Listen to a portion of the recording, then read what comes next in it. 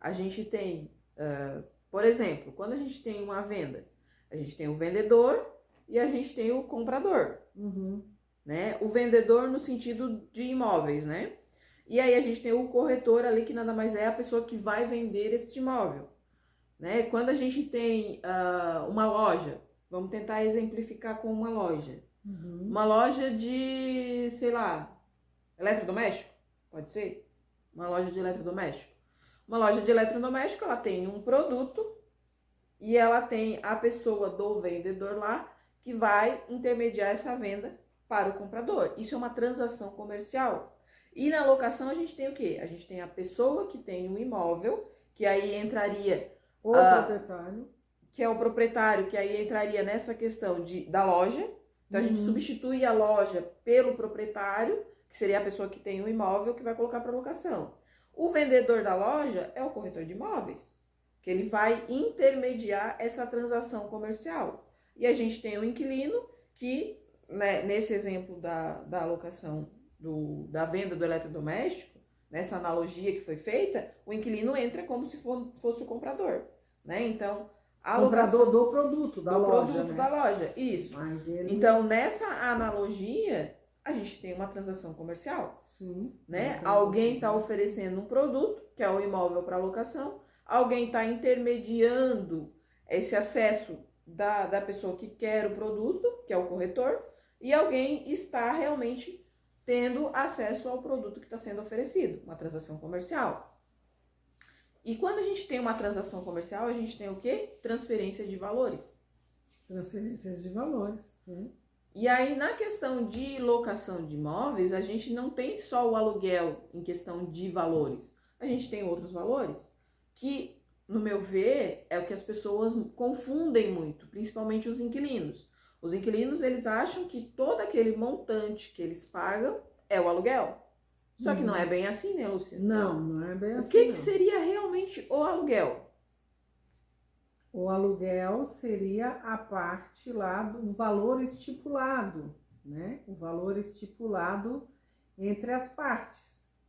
Gente, na medida que o proprietário traz um imóvel para nós e a gente vai entrar, nós profissionais do ramo imobiliário, nós geralmente o proprietário vai chegar para nós, Lúcia, quanto que vale, né, o meu imóvel para alocar? Então, mas esse imóvel aqui, no caso, nós já está no processo que a gente divulgou, o inquilino viu o imóvel e esse inquilino vai entrar no imóvel, né? A gente já definiu os valores. Os valores por quê? Porque o imóvel, na verdade, ele pertence a um dono, que é o proprietário. E o inquilino, na verdade, ele vai tomar uma posse deste imóvel, né? A gente sabe que o proprietário é dono mediante a matrícula lá que ele apresenta. Mas na medida que circula uma transação de locação de imóveis, o inquilino vai tomar posse, a princípio ali, ele vai partir como dono deste imóvel, porque ele tomou a posse, e para dizer que ele tem a posse provisória, ele tem uma posse provisória. Então, o que dá para ele essa posse provisória? O contrato de locação, né? Então, é tanto que se o proprietário, realmente o proprietário que está lá na matrícula do registro de imóveis, for lá neste imóvel, enquanto o inquilino estiver lá, a lei não permite que o inquilino chegue lá a qualquer hora. Porque o imóvel é meu, eu posso entrar no imóvel a qualquer hora. Não, a lei é bem clara para isso, a lei do inquilinato, né, que é a lei 8.245 de 91. Ela diz que, na medida que o inquilino toma posse, se o proprietário quiser ir no imóvel, ele tem que avisar com antecedência, a gente tem que entrar em contato com esse inquilino, e esse inquilino, ele vai dizer qual é o horário realmente que esse proprietário, às vezes nós vamos acompanhado, ou o proprietário também vai sozinho, não tem problema, né?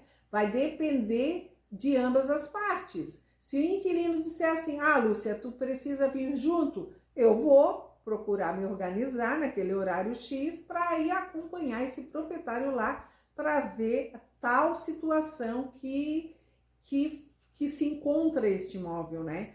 Ou então o proprietário quer ir lá dar uma olhada, que aconteceu lá um vazamento, né? Ou então trincou um muro, vamos dizer que é uma casa que esse inquilino alugou e trincou um muro lá, cedeu uma parede daquele muro e o proprietário precisa ir lá ver. Aí se o proprietário disser, Lúcia, eu quero também que tu me acompanhe lá, né? Aí então nós podemos acompanhar também esse proprietário, né? Sem problema nenhum, né? Então a lei é bem clara para isso. Porque na medida que o inquilino realmente tome a posse, esse imóvel pertence a ele provisoriamente, lógico. Ele vai encerrar quando ele terminar esse contrato de locação, que é um valor estipulado, né, mediante o que o mercado diz para nós, porque a gente foi lá, avaliou, e ele, quando ele visitou o imóvel, ele acordou esse valor, quando ele concorda com aquele valor, ou então quando ele faz uma proposta, aí existe uma negociação, né? Aí fica nós intermediando a proposta que o inquilino fez para o proprietário e o proprietário às vezes acata aquele mesmo valor ou então ele faz uma contraproposta para aquele inquilino, né? Pegando já também a mesma situação, que daí são os valores que envolvem também, às vezes na negociação, muitas pessoas nos questionam, né, em relação ao IPTU, porque existe sempre uma discussão, né? Tem gente que acha que a lei estipula isso. Não, a lei não estipula o IPTU. A lei é clara dizendo que o IPTU é obrigação do proprietário, mas se houve um acordo entre inquilino e proprietário naquele imóvel que eles acordaram entre as partes que o inquilino assumiria o IPTU e isso vai ser constado no contrato de locação, então o IPTU vai ficar de obrigação do inquilino, né?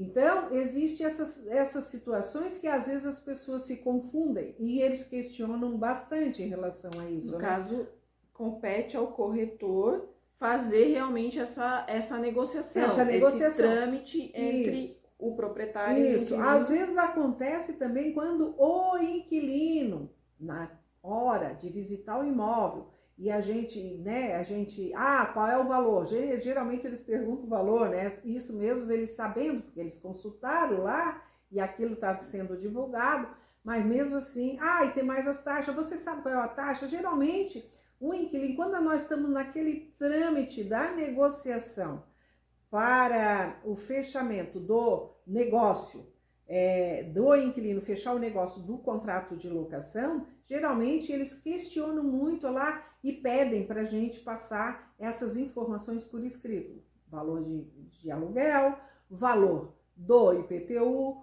valor do taxa do condomínio, né? Nós hoje em Tubarão, nós temos também o valor da taxa do esgoto, né? Tem alguns imóveis em Tubarão que já está sendo cobrada a parte da taxa do esgoto, né? Nem toda a cidade ainda, mas daqui a pouco isso vai ser geral. Então, aí eles pedem pra gente estipular isso, os valores por escrito. Geralmente a gente passa ali pelo WhatsApp isso, né? Mas a taxa do esgoto, eu até acredito que não entraria aqui, né? Porque o esgoto em si, ele tá vinculado ao consumo de água. Sim. Então, mas fica ele fácil porque fica na fatura de água. Fica na fatura de água, né? Mas vai ser mais uma taxa a mais, né? Ou vai aumentar, como é que eles vão fazer isso? Eu não vi ainda, eles né? Estão, eu já tô pagando já. Já estás pagando, Gi? Conforme o consumo. Então lá no bairro da Gi eles já estão cobrando, conforme o consumo, então. Conforme o consumo. Tudo, porque o que acontece? Isso é coisa nova, né? Aí agora vai entrar um pouquinho de química. Vai entrar um pouquinho de química aí, ó. Porque o que acontece? Qual é a ideia do tratamento de esgoto em si? O tratamento de esgoto, ele é feito com base no consumo. Então, a gente, quando tem uma casa, seja ela residencial, tudo o que é de água que vai entrar, ele vai sair. Só que na hora que ele entra tratado. Na hora que ele sai contaminado.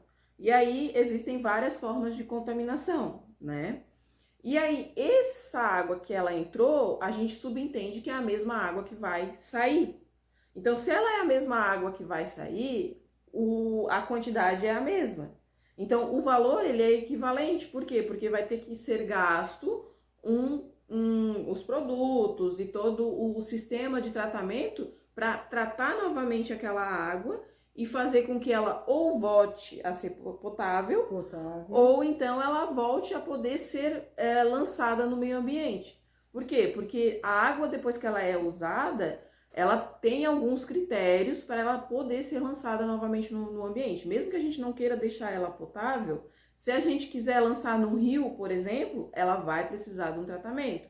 E aí é onde entra o tratamento de esgoto. Então, como é equivalente ao que entra, eles estão, aqui na cidade, eles estão aplicando isso. Então, se tu consome uma quantidade X de água e paga aquele valor, tu vai pagar o mesmo valor equivalente, pelo menos o que eu estou vendo na minha fatura é isso.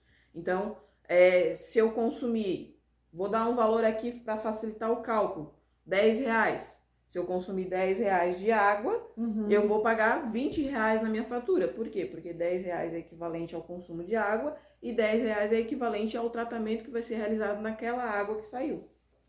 Então, aí, de certa forma, facilita isso, porque a gente acaba não se envolvendo, no meu ponto de vista, né? Não se envolve nessas taxas. Ele vai entrar como a fatura de água, que a fatura de água e energia também é de responsabilidade do inquilino.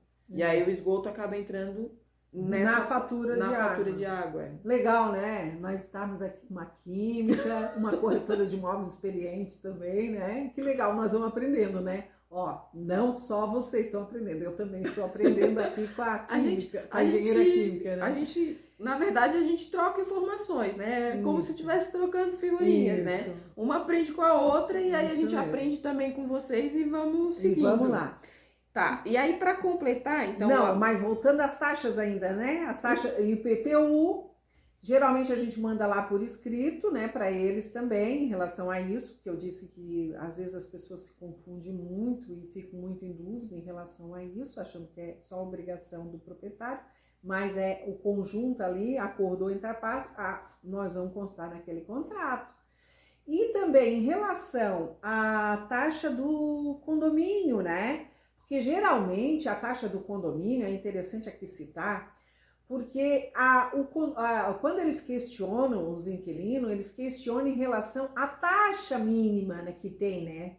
Porque claro que quando for apartamento que eles vão colocar em uso, lá eles vão tomar posse daquele imóvel, não vai só entrar a taxa do condomínio, vai entrar a taxa do gás, porque o gás é encanado, né? Então lá vai ter um medidor se for apartamento e vai ser feita a leitura daquele imóvel lá que é o apartamento. Então, além da taxa de condomínio, vai ter a taxa do gás, que daí a gente não sabe, que é do consumo de cada um, porque às vezes tem gente que usa gás, tem gente que nem usa só a parte tudo elétrica lá, micro-ondas, vamos lá, para lembrar, forno elétrico, grill, alguma coisa assim, não, né? Então, e também aquela história do fundo de reserva, fundo de obra que vem junto lá, né? Lá juntamente com a taxa do condomínio, porque isso, quando é apartamento, vai haver geralmente tem a empresa de administração de condomínio, né? Então, que vai enviar para nós, vai enviar para você, né? Esse relatório lá das cobranças, né? Onde você vai poder realmente,